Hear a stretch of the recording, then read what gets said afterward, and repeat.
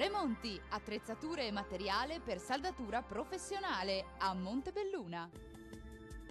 Nella giornata di sabato 24 febbraio il tempo si manterrà buono sul Triveneto, qualche nube ci sarà, ma a prevalere sarà comunque il sole.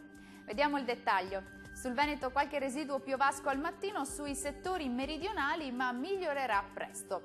Soleggiato altrove con il cielo che sarà parzialmente nuvoloso con qualche innocuo addensamento. Diamo uno sguardo alle temperature, le massime saranno comprese tra 7 e 9 gradi, valori minimi tra 1 e 4 gradi circa. Spostiamoci ora a vedere la situazione del Friuli Venezia Giulia. Bel tempo anche sulla nostra regione, ampio soleggiamento, tuttavia con il cielo che si presenterà irregolarmente nuvoloso e a tratti anche coperto, ma generalmente asciutto.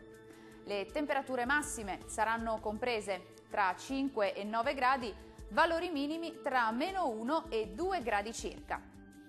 Concludiamo infine con uno sguardo alla situazione del Trentino Alto Adige. Tempo in prevalenza asciutto e stabile, ampio soleggiamento nella prima parte della giornata con qualche foschia sulle vallate alpine di confine, più nubi col passare delle ore anche con locali nevicate. Le temperature massime si attesteranno intorno ai 15 gradi, valori minimi tra 3 e 5 gradi circa. Il mare sarà molto mosso, localmente mosso nel Golfo di Trieste, i venti forti da nord-est.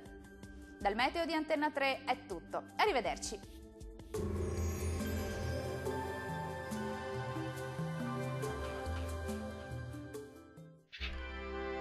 Tremonti, attrezzature e materiale per saldatura professionale a Montebelluna.